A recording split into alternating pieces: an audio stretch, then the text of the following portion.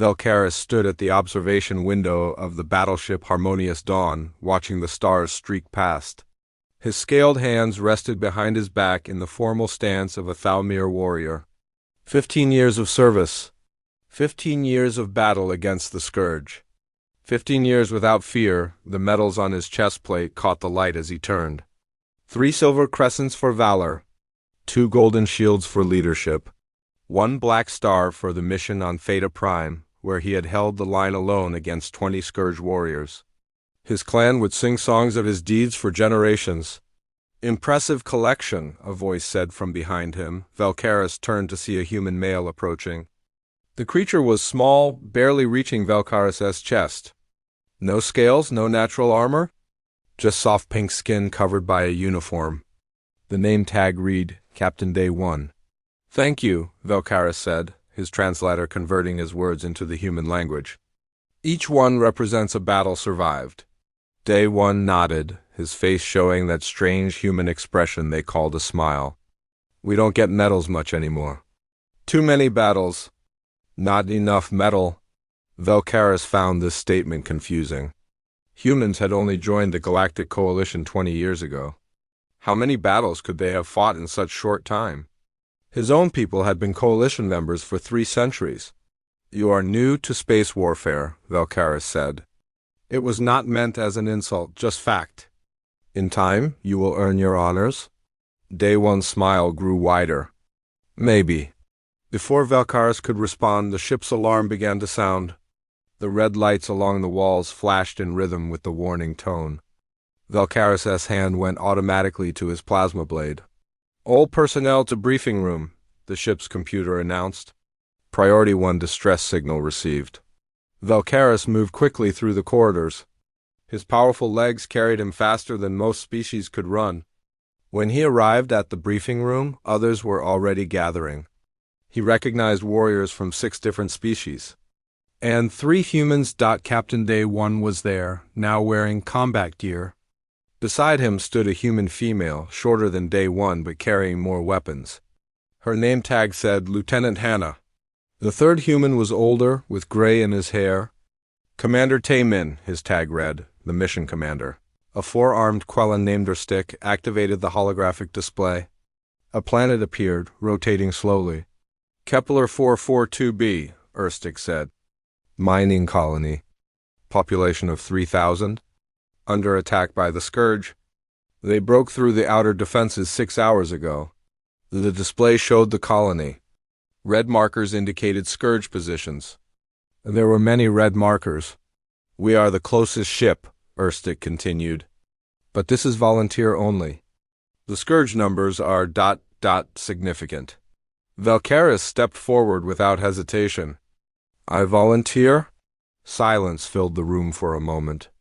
Then Day 1 spoke. We volunteer as well. Velcaris looked at the 3 humans. They stood calmly, showing no signs of fear. But they were so small, so fragile. Had they ever faced the Scourge before? The Scourge warriors stood 8 feet tall with razor-sharp claws and acid spit. They felt no pain and fought until dead. Captain Day 1, Velcaris said carefully. Perhaps your people should remain on the ship. This will be dangerous work. Hannah made a sound. It took Velcaris a moment to realize she was laughing.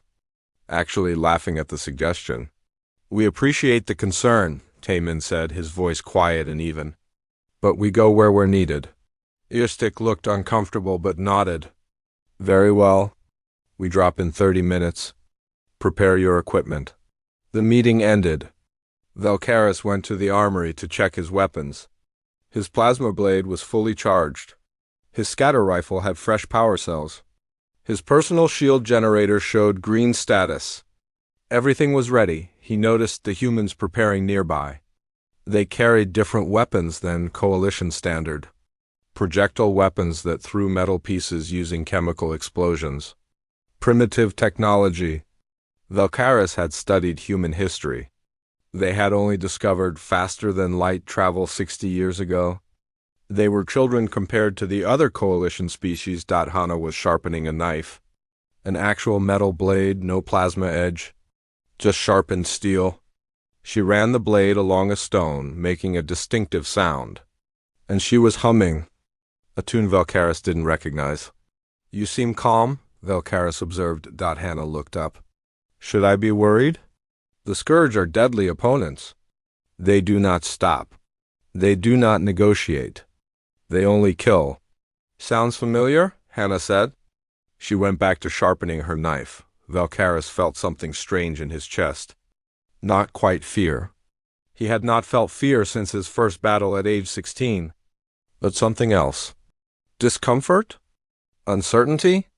He pushed the feeling away. He was Valkaris of Clan Thalmir. He had stood against impossible odds and won. A few humans would not change that. The dropship shook as it left the harmonious dawn. Valkaris checked his harness. Across from him, the three humans sat quietly. Day one was reviewing tactical data on a small screen. Taemin had his eyes closed, either sleeping or meditating. Hannah was still humming that tune, her knife now strapped to her leg. 5 minutes to drop zone, the pilot announced. Valkaris ran through his battle forms in his mind. First, assess the enemy positions.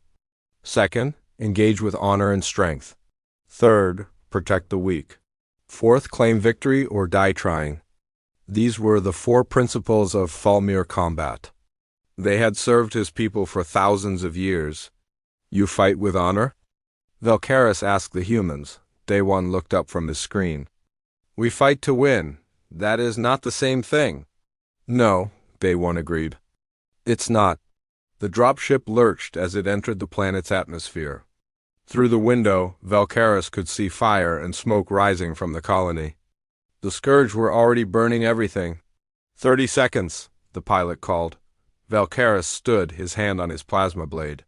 The humans stood as well, checking their weapons one final time.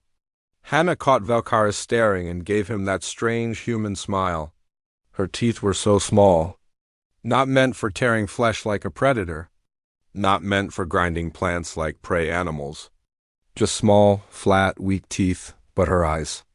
There was something in her eyes that Valkaris could not identify. The dropship doors opened. The sound of battle rushed in, screaming, weapons fire. The chittering sound the Scourge made when they hunted. "Go, go, go!" The pilot shouted. Valkaris jumped first, his warrior pride demanding he lead. He landed hard, his powerful legs absorbing the impact. He drew his plasma blade and activated it. The purple energy hummed to life. The humans landed around him. They moved quickly, spreading out into combat formation. Hannah's knife was already in her hand, the metal gleaming. Ahead, through the smoke, Valkaris saw movement. Large shapes moving with terrible purpose. The Scourge had found them. Valkaris roared his battle cry, the sound echoing across the ruined colony. He charged forward, ready to face death with honor as he had always done. Behind him, he heard Hannah laugh again. That same easy, unconcerned laugh. And for the first time in 15 years of warfare, Valkaris felt the smallest touch of something he had not felt since he was very young, something that might have been fear. The first Scourge warrior came through the smoke like a nightmare. 8 feet of chitinous armor and rage. Its mandibles clicked together, dripping acid. 4 legs carried it forward at terrible speed. Its front claws were red with fresh blood. Valkaris met it head-on. He ducked under the first claw strike and brought his plasma blade up in a perfect arc. The blade cut through the warrior's side. Green blood sprayed across the ground. The Scourge shrieked and fell. This was proper combat. This was honorable. One warrior against another, strength against strength. Then he heard the explosion. Valkaris spun around. A building had collapsed, crushing 3 Scourge warriors beneath it. Hannah stood on a nearby roof, holding a small device. She had blown up the building. No direct combat. No honor.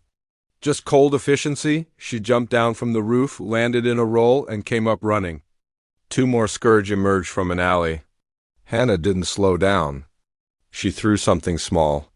It bounced once and detonated. The Scourge warriors stumbled, confused. Hannah was on them in a second, that metal knife flashing. She struck at joints, weak points, the places where armor met flesh. The Scourge fell. Valkaris stared. This was not how warriors fought. This was hunting. Predator killing prey. Velcaris. Left side. Day One's voice cut through his thoughts. Velcaris turned. 5 Scourge warriors were charging at them. He raised his scatter rifle and fired. The plasma bolts hit the lead warrior, but the others kept coming. Day One stood beside a ruined vehicle. He wasn't running. He wasn't even moving. He was just watching the Scourge approach, counting under his breath. 3.1. He pressed something. The ground between them and the Scourge exploded. Not one explosion. A line of them. The Scourge warriors disappeared in fire and smoke. When the air cleared, there was nothing left but pieces. You placed mines, Velcaris said. When? Before we landed, Day One said. He was already moving, heading toward a large building. We had the location coordinates. Simple planning. Simple. Nothing about this was simple. Velcaris had fought the Scourge dozens of times. He had always met them in direct combat. That was the Thalmir way. But these humans didn't seem to care about the proper way to fight. They reached the building. Inside, civilians were hiding. Velcaris saw several different species huddled together. Many were wounded. We need to get them to the extraction point, Taemin said. He was speaking into a communication device. Pilot, we need pickup at grid reference 77 Alpha. Negative, the pilot's voice crackled back. Too many Scourge between your position and the landing zone. You'll need to clear a path. Velcaris looked at the civilians. At least 40 of them. Many could not walk. Some were very young. Moving them through a battle zone would be nearly impossible. We will fight our way through, Velcaris said. I will take the front. You protect the civilians from behind. No, Day One said simply. He was studying a map on his screen. We'll create a corridor. Draw the Scourge to 2 sides, leave the middle open. The civilians run through while we hold the flanks. That is suicide, Velcaris said. The Scourge will overwhelm us from both sides. Day One looked up. His eyes were calm. Probably. But the civilians will survive. Before Velcaris could argue, they heard screaming from outside. A woman's voice. Someone was out there. Velcaris ran to the door. In the street, a human woman was dragging a wounded man toward the building. Behind them, 3 Scourge warriors were closing in. The woman had no weapons. Just determination on her face. Velcaris raised his rifle, but Hana was already moving. She was out the door and across the street before Velcaris could fire. She hit the first Scourge warrior low, cutting its legs. It fell. She rolled past it, came up beside the second warrior, and drove her knife into its head joint. The warrior thrashed and died. The third warrior grabbed Hana with one claw. It lifted her off the ground. Velcaris saw the other claw pulling back to strike. To cut her in half, Hana didn't scream. She just grabbed something from her belt. A small cylinder. She jammed it into the warrior's face and twisted. The warrior's head exploded. Hana fell, landing hard. She got up slowly, blood running down her arm where the claw had cut her. She walked over to the woman and the wounded man. Can you walk? She asked the man. Yes, he gasped. His name tag said Young Su. Then walk, Hana said. She turned and headed back toward the building. Not even looking to see if they followed, the woman helped Young Su to his feet. She had blood on her clothes. Her name tag identified her as Mi-sun. She looked at Velcaris. Thank you, she said. Do not thank me, Velcaris said. That human saved you. I'm not leaving, Mi-sun said. She had a medical bag over her shoulder. More people will be hurt. I'm staying. That is insane, Velcaris said. The Scourge will kill you. Maybe, Mi-sun agreed. But I'm staying anyway. Taemin had organized the civilians into a group. He was speaking to them calmly, explaining the plan. They would move in 2 columns. Stay low, stay quiet. Run when told to run. Stop when told to stop. You understand? He asked. They all nodded. Even the young ones. Even the wounded ones. They understood that they might die. But they would try anyway. Valkaris had seen many species face death. Most panicked. Some froze. Some begged. But these civilians were calm, ready. How had the humans made them this way? Ready? Day One said. He had placed more of those explosive devices. Creating his quarter of death, they moved out. Valkaris took the right flank with Hana. Day One and 10 men took the left with Young Su, who had refused to stay with the civilians. The man could barely walk but insisted on fighting. The scourge found them quickly. They always did. A dozen warriors came from the right. Valkaris fired his rifle, his plasma blade ready in his other hand. He fought as he had been trained. One target at a time. Proper form. Honorable combat. Beside him, Hannah was doing something completely different. She wasn't fighting the scourge. She was playing with them.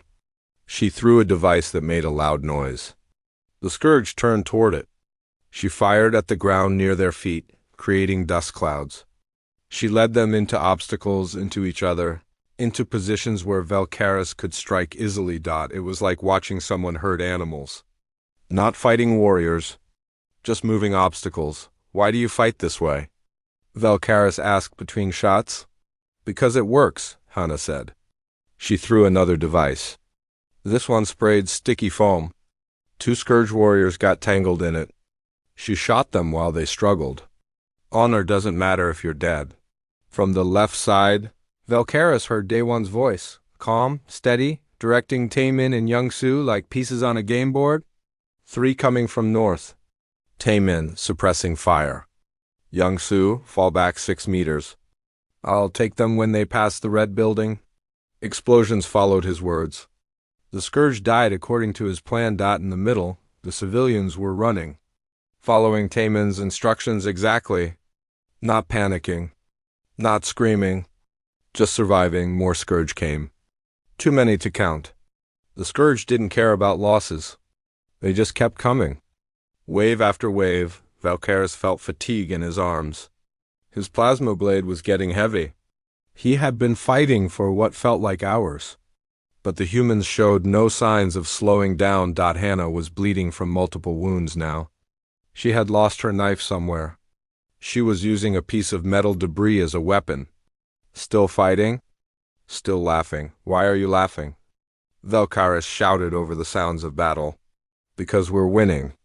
Hana shouted back. Valkaris looked around. At the dead scourge? At the civilians reaching the extraction point? At Young Su still fighting despite his wounds? At Misa now treating injured people while explosions happened around her? They were winning. Against impossible odds. Not through strength or honor. Through something else entirely. The extraction ship appeared overhead. The civilians climbed aboard. Misun went last, still arguing that she should stay. Move! Move! Day One shouted. They ran for the ship. Valkaris was the last aboard. As the doors closed, he looked back at the colony. At the dead scourge. At the fires and destruction, the humans had saved 40 civilians. And they acted like this was normal. Light skirmish, Temin said, sitting down heavily. Could have been worse. Light skirmish. Valkaris had just survived what his people would call a significant battle. And the humans called it light. What would you call a heavy battle? Valkaris asked. Tay-Dashmin smiled that human smile. You should see the archives sometime. We'll show you what humans consider a real fight. Valkaris sat down. His hands were shaking slightly. Not from exhaustion? From something else. These small, fragile creatures fought like demons. And they did it without fear. No, that was wrong. They had fear. Valkaris had seen it in their eyes. But they fought anyway. What kind of species was afraid and fought anyway? What kind of species laughed while bleeding? What kind of species turned fear into a weapon? Valkaris looked at his medals. His honors earned through 15 years of brave combat, and he wondered if he had ever really understood what bravery meant. Valkaris could not sleep. Every time he closed his eyes, he saw Hana laughing while covered in blood. He saw Day One calmly calculating death. He saw Young Su fighting with broken ribs. He saw Misan refusing to leave wounded people behind. 3 days had passed since the Kepler 442b mission. The ship's medical bay had treated everyone's wounds. The civilians were being transported to safe colonies. The mission was logged as successful, but Valkaris felt no satisfaction. Only questions. He found himself walking through the ship's corridors, not really knowing where he was going. His feet carried him to the recreation area. Inside, he saw a human sitting at a table, surrounded by data screens. Jinwoo, the man's name tag read. Valkaris had not met this human before. He was older, with gray streaking through his dark hair. He wore glasses, which Valkaris knew humans used to correct vision problems. Strange that their medical technology could take them to the stars, but they still wore glasses. Valkaris, Jinwoo said, looking up. I've heard about you. The hero from Kepler 442b? I am no hero, Valkaris said. I just did my duty. Sit, Jinwoo said, gesturing to a chair. You look troubled. Valkaris sat. He did not usually talk about his feelings. Thalmir warriors kept their doubts private. But something about this human's calm presence made him want to speak. How do your people fight without fear? Valkaris asked. Jinwoo laughed. Not the wild laugh of Hannah in combat. A gentler sound. We don't. We're terrified most of the time. That cannot be true? I saw them. They showed no fear. Showing and feeling are different things, Jinwoo said. He tapped one of his data screens. I'm a historian. I study human culture and warfare. Would you like to understand humans better? Valkaris nodded. He needed to understand. For his own peace of mind, Jin-Woo pulled up files. Images appeared on the screens. Valkaris saw humans in old-fashioned armor holding primitive weapons. Then humans in more advanced gear. Then humans in something close to modern combat equipment. This is human history, Jinwoo said. All the wars we've fought. All the ways we've killed each other. The numbers started appearing. Millions dead in one conflict. Tens of millions in another. Hundreds of millions across several related wars. Valkaris stared at the numbers, not believing them. These numbers ... They cannot be accurate, he said. This says 60 million humans died in one war. Your entire species population when you joined the coalition was only 8 billion. The numbers are accurate, Jinwoo said quietly. World War II, 1939 to 1945 by our calendar. 60 million dead. That was before we had space travel. Before we had plasma weapons. We did that with bullets and bombs. Jinwoo showed him more. Chemical weapons that melted lungs. Biological weapons that spread disease. Nuclear weapons that destroyed entire cities in single blasts. You created weapons to kill yourselves? Valkaris asked. Many times, Jinwoo said. We're very good at it. Another human entered the recreation area. A woman. Her name tag said Suwa. She carried 2 cups of something hot. She handed one to Jinwoo and kept one for herself, showing him the horror collection. Suwa asked. He asked to understand, Jinwoo said. Sat down. I'm a xenopsychologist. I study how different species think. You want to know what makes humans different? Yes, Valkaris said. We're persistence hunters, Suwa said. She sipped her drink. Do you know what that means? You hunt prey by following it until it tires? Exactly. Most predators are faster or stronger than their prey. They catch it quickly or not at all. But humans? We're not fast. We're not strong. But we don't stop, ever. We just keep following. Keep tracking. The prey runs. We walk after it. It rests. We keep walking. Eventually it can't run anymore. Then we kill it. She pulled up a video. It showed a human running across open ground. Not fast, just steady. In front of the human, an animal was running. Faster than the human. But after hours, the animal slowed. The human did not. The animal collapsed from exhaustion. The human caught up and killed it. This is how we evolved? Suwa said.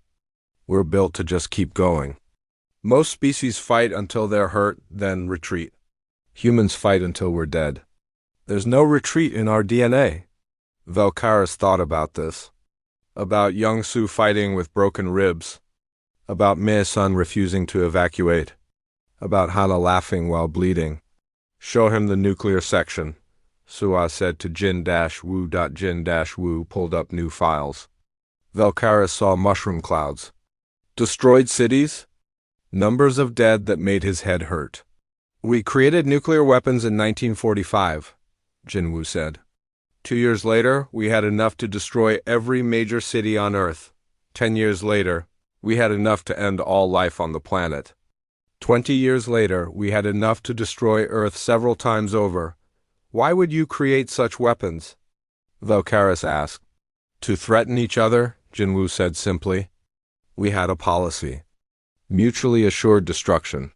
Mad, we called it. The idea was simple. If you attack me with nuclear weapons, I will attack you with nuclear weapons. Everyone dies. So nobody attacks. That is insane. Yes, Saw agreed. But it worked. We lived for decades with enough weapons to end our species. Every day we chose not to use them. Every day we accepted that someone might use them and we would all die. Velkaris felt cold. The Thalmir had weapons that could destroy planets.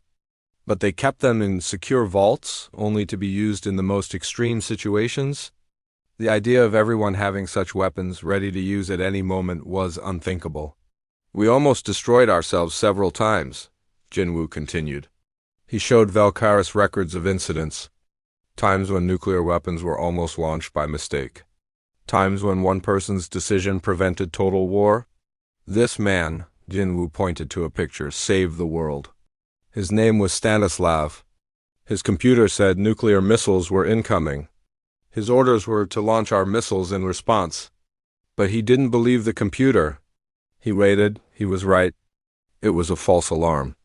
If he had followed orders, everyone would have died. One man held that much power? Velkaris asked. Many men and women have held that power, Sua said. Every day for decades. Any one of them could have ended the world. They chose not to. That's what makes humans human. We live with the possibility of total destruction and just keep going. Jin-Wu showed him more files. Wars fought over ideas, not resources. Wars fought over religion. Wars fought over political systems. Wars where both sides believed they were right. Most species fight for territory or food or mates, Sua explained. Practical things. Humans fight for concepts. For freedom. For honor. For revenge. For pride. We'll die for ideas that you can't see or touch. Velkaris remembered something Day One had said on the ship. We fight to win. Not for honor. Not for glory. Just to win. You fight without honor, Velkaris said. We fight to survive, Jin-Wu corrected. Honor is a luxury for species that can afford it? We never could. He pulled up more records. Human military history.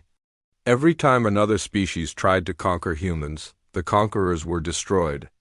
Not always quickly. Sometimes it took years. But always, eventually, the humans won. We don't give up, Sua said.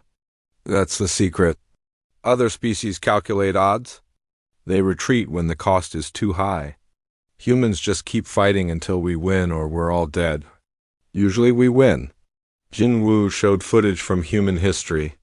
Soldiers carrying wounded comrades through impossible situations. Civilians rebuilding destroyed cities. Refugees walking thousands of miles to find safety. Every time humans were knocked down, they got back up. This is what persistence hunting teaches, Sua said. Pain is temporary. Exhaustion is temporary. Death is permanent. So you keep moving until one of those three things stops you. Velkaris watched a video of human soldiers in an ancient war. They were trapped in a frozen forest, surrounded by enemies. They should have surrendered. Instead, they fought their way out. Hundreds died. But thousands survived because they refused to quit. You never leave anyone behind, Valkaris said, remembering how Day One had insisted on rescuing all the civilians. Never, Jinwoo confirmed. It's not in our nature. The persistence hunter runs in packs. One falls, the pack stops. We carry our wounded. We bring back our dead. We don't leave anyone behind, even when it's stupid, even when it costs us. This is why you volunteered for Kepler 442b, Valkaris said. Even though the odds were bad. The odds are always bad, Sua said. She smiled. We're used to it. Humans have been fighting impossible battles for our entire history. One more doesn't matter. Jinwoo pulled up a final file. This is my favorite part of human history, he said. He showed Valkaris footage of humans exploring space. The early rockets that exploded. The missions that failed. The astronauts who died. But always more humans trying again. We went to our moon in 1969, Jinwoo said. People said it was impossible. We did it anyway. We've been going to impossible places ever since. Valkaris stood up. He had learned much. Too much. His mind was full of images of human warfare, human persistence, human refusal to accept defeat. What would make humans stop fighting? He asked Datsu-Dasha, and Jinwoo looked at each other. Then back at Valkaris. We don't know, Sua said softly. It hasn't happened yet. We've never found a reason good enough to stop. Maybe we never will. Valkaris left the recreation area. He walked back to his quarters, his mind racing. He had spent 15 years fighting monsters. He had earned medals for bravery. He had stood against impossible odds and won. The emergency alert came at 0300 hours. Valkaris was awake instantly, his warrior training overriding any need for rest. He grabbed his weapons and ran to the briefing room. The room was already full. Commander Earstick stood at the front, all four arms gesturing at the holographic display. The image showed a space station. Outpost Sigma 7, Valkaris recognized it. A research facility on the edge of Coalition space. The Scourge have breached the station, Earstick said. 70 researchers are trapped inside. We have 2 hours before the Scourge overwhelm the remaining defenses. Command has ordered evacuation. 2 hours, Day One said from the back of the room. We can make it. The numbers are not favorable, Earstick said. Valkaris saw worry in the commander's eyes. Initial scans show over 300 Scourge warriors inside the station. We would be going in outnumbered 5-1. We faced worse odds, said a voice Valkaris didn't recognize. He turned to see a human male with wild eyes and a crooked smile. The name tag said Byung-ho. Demolitions, Day One explained, seeing Valkaris' questioning look. He likes explosives. I love explosives, Byung-ho corrected. And I'm very good with them. Another human entered, running. She was short, barely 5 feet tall, with quick movements. Unji reporting, she said. I heard we need a crazy pilot. We need a good pilot, Earstick said carefully. Same thing, Yunji said with a grin. Valkaris counted the humans. Day One, Hana, Taemin, Byung-ho, and Yunji. 5 humans. Plus himself and 4 other coalition warriors. 10 total against 300 Scourge. These odds are suicide, one of the other coalition warriors said. A Quellan named Verst? Probably, Day One agreed. He was studying the station layout on a datapad. But we can get the researchers out. Coalition Command has ordered evacuation, Earstick said. All personnel are to retreat to minimum safe distance and await the Scourge to finish with the station. Silence filled the room. Valkaris felt anger rising in his chest. Coalition Command was abandoning those researchers, leaving them to die. We don't follow that order, Day One said quietly. Earstick's 4 arms moved in distress. Captain Day One, I cannot authorize a suicide mission. Then don't authorize it, Taemin said. He was already checking his weapons. We'll volunteer. Personal decision? Not official mission. I cannot allow my personnel to throw their lives away, Earstick said. With respect, Commander, Day One said, you can't stop us either. We're going. The only question is whether you'll help us or we do this alone. Earstick looked at the humans, then at Valkyris and the other coalition warriors. Anyone who goes on this mission will likely die. The scourge numbers are too great. Valkyris stepped forward. I volunteer.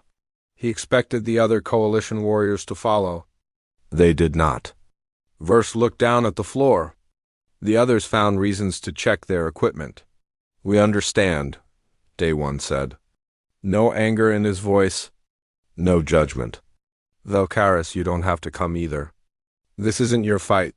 Valkyris thought about the archives Jinwoo had shown him, about humans who never left anyone behind, even when it was stupid, about persistence hunters who never stopped. I am coming, he said firmly. Then we leave in 10 minutes, Day One said. Byung-ho, how many explosives can you carry? How many do we need? Byung-ho asked, that wild smile growing wider. All of them, Day One said. The trip to Outpost Sigma 7 took 90 minutes. Yoonji flew the shuttle like it was part of her body. She avoided Scourge patrol ships with impossible maneuvers. Valkyris' stomach lurched with every sharp turn. Sorry, Yoonji called back. I forgot to mention I get motion sick if I fly too carefully. That makes no sense, Valkyris said. Welcome to working with humans, Hannah said. She was sharpening a new knife. Where did she keep getting knives? Byung-ho was in the back, surrounded by enough explosives to destroy a small moon. He was humming to himself, arranging detonators with the care of an artist. Is he stable? Valkyris asked Taemin quietly. Byung-ho? No, absolutely not, Taemin said. But he's never killed anyone on our side. So we keep him around. That is not reassuring. It's not meant to be. They approached the station. Through the window, Valkyris could see the damage. Hull breaches. Dead ships floating nearby. Scourge vessels attached to the station like parasites. They've cut off all the obvious entry points, Day One said, studying his screen.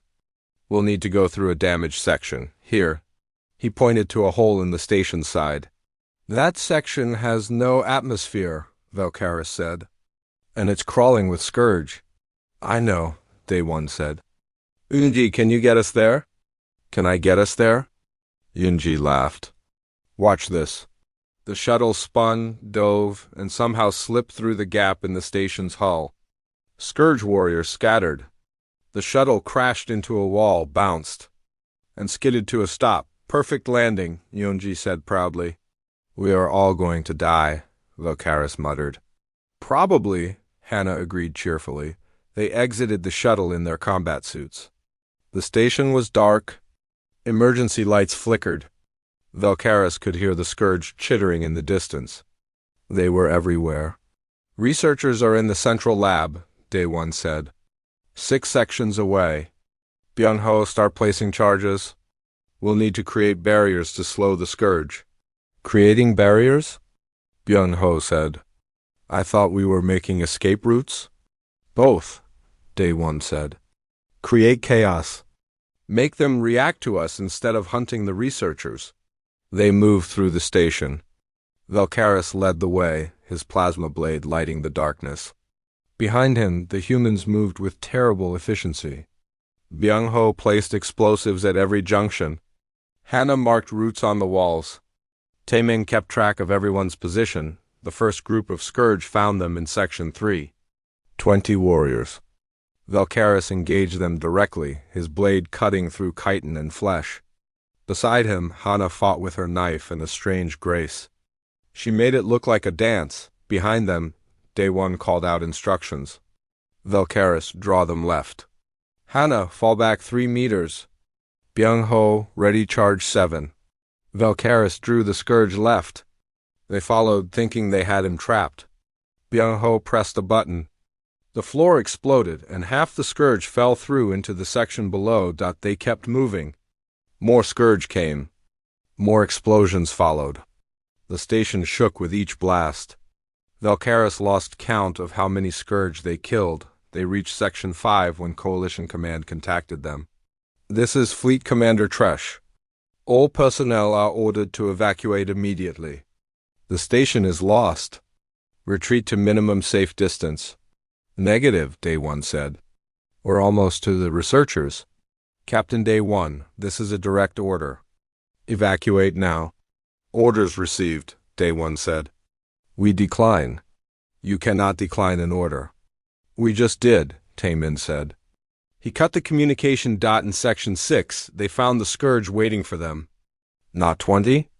Not 50, hundreds. The entire remaining Scourge force had gathered between them and the researchers. Well, Byung-ho said, looking at the mass of Scourge warriors. This is exciting. We can't fight through that, Valkaris said. Even as he said it, he knew it was true. There were too many. No, Day 1 agreed. We can't. For a moment, Valkaris thought they would retreat. The smart move. The logical move. The move that would let them survive. Then Day 1 smiled. That terrible human smile that Valkaris had learned to fear. Byung-ho, how much explosive do you have left? Enough to collapse this entire section. Do it. Collapse everything between us and the researchers. Create a tunnel through the rubble. We'll run through while the Scourge are buried. That will bury us too, Valkaris said. Not if we run fast enough, Yoonji said. I like this plan. It's insane, Valkaris said. Yes, all 5 humans agreed together. WYUNG-HO placed the charges. Valkaris saw his hands moving with absolute certainty. This crazy human knew exactly what he was doing. Ready? Byung-ho said. We'll have about 30 seconds between detonation and total collapse.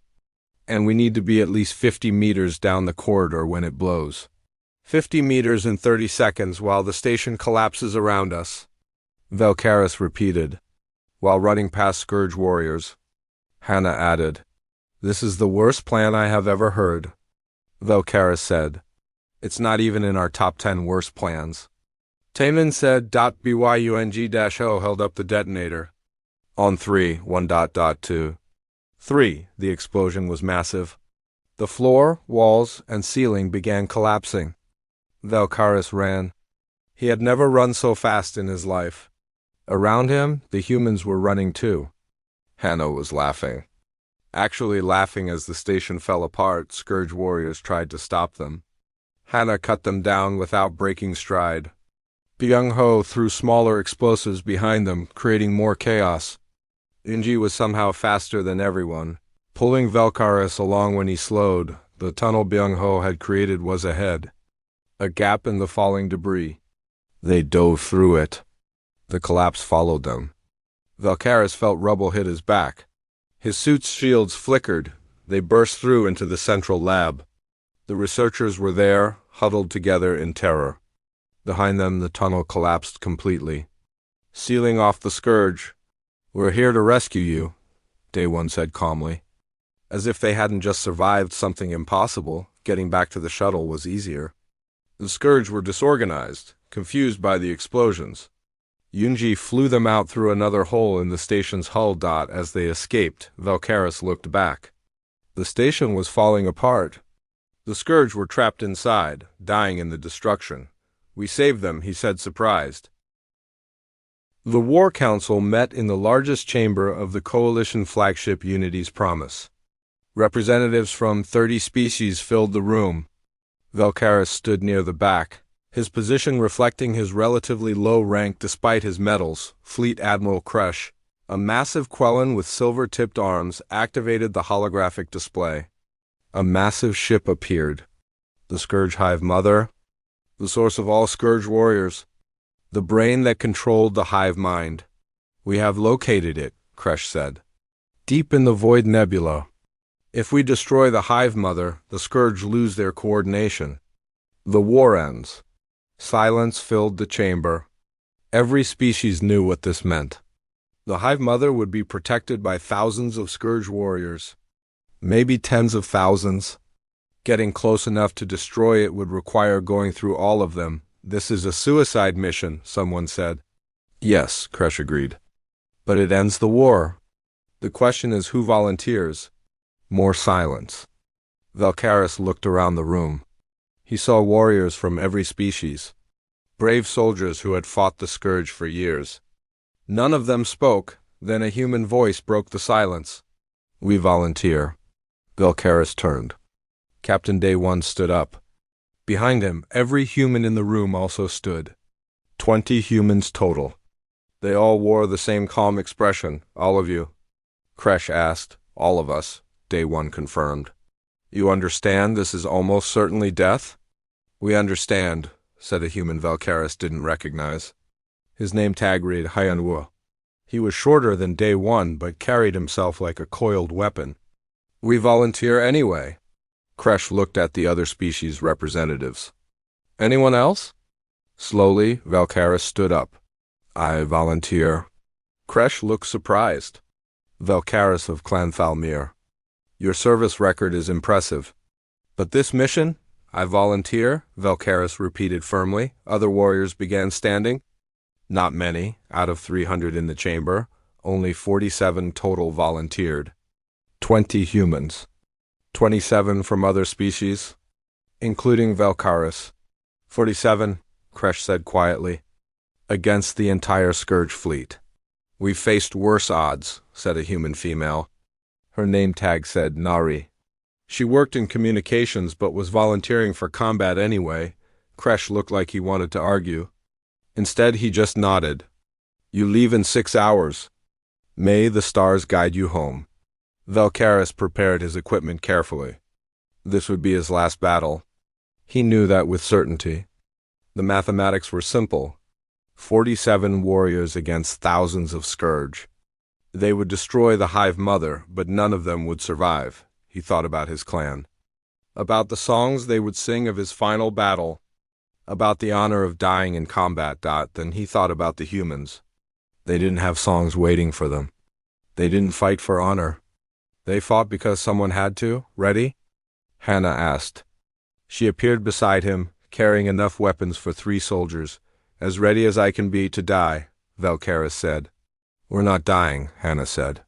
She smiled. "We're winning." "There's a difference." "The odds are just numbers," Hannah interrupted. "Numbers can be wrong." They gathered in the hangar. The 47 volunteers.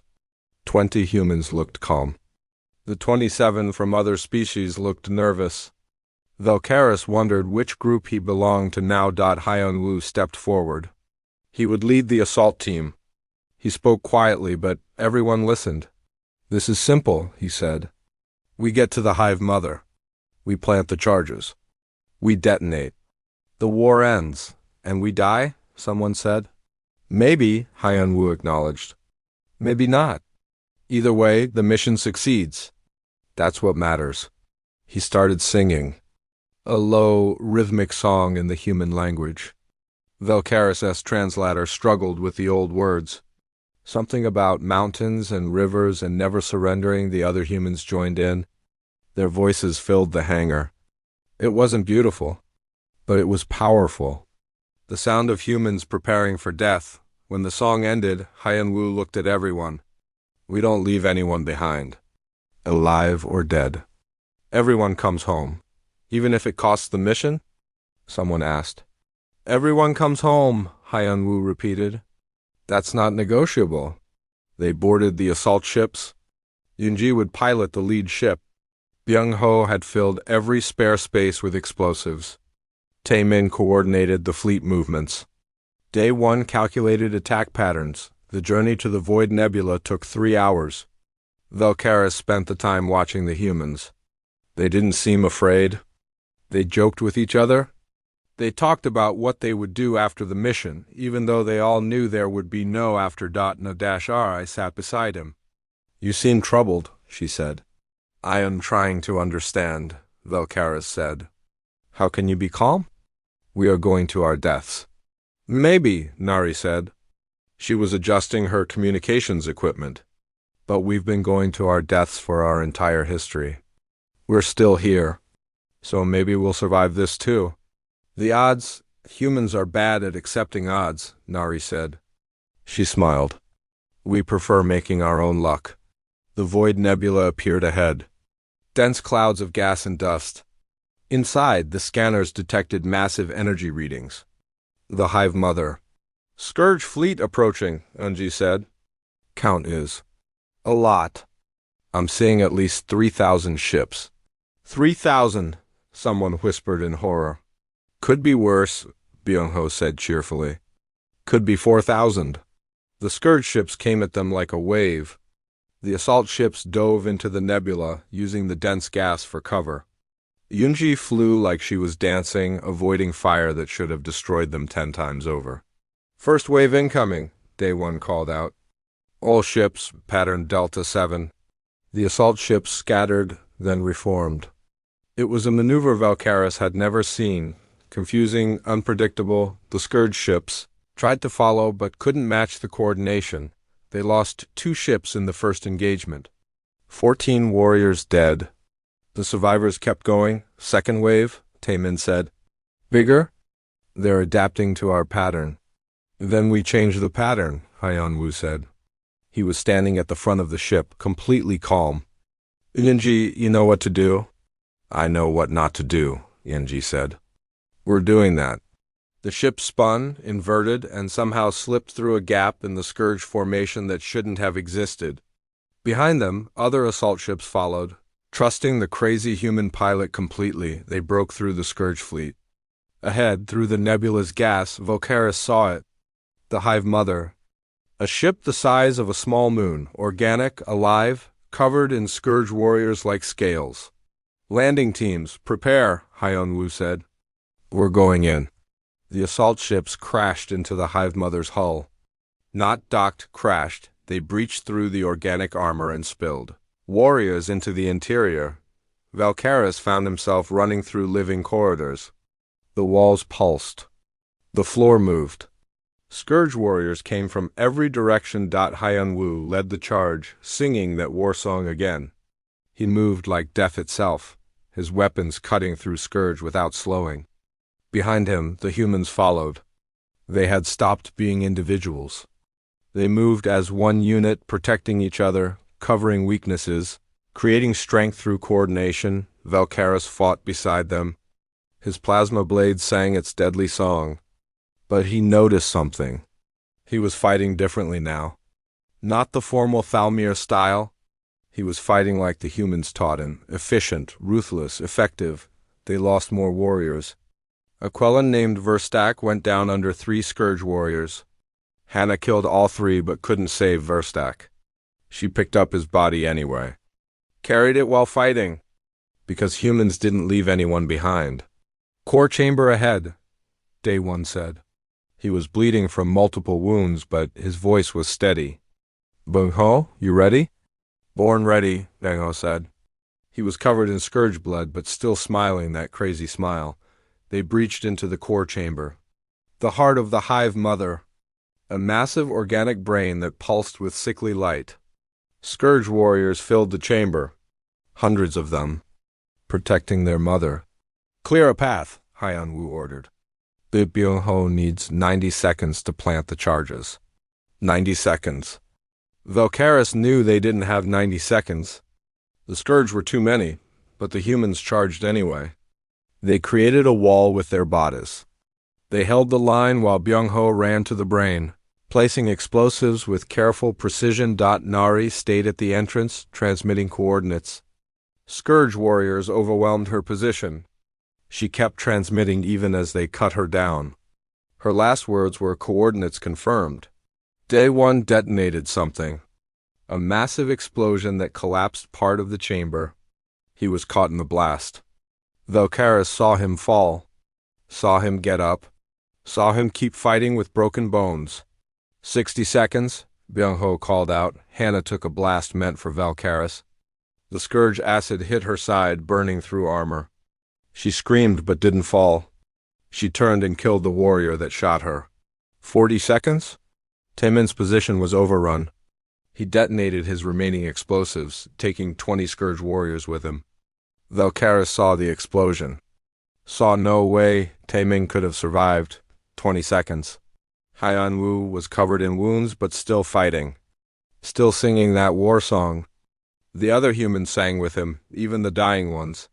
Charges set, Byung-ho shouted. Everyone out. They ran.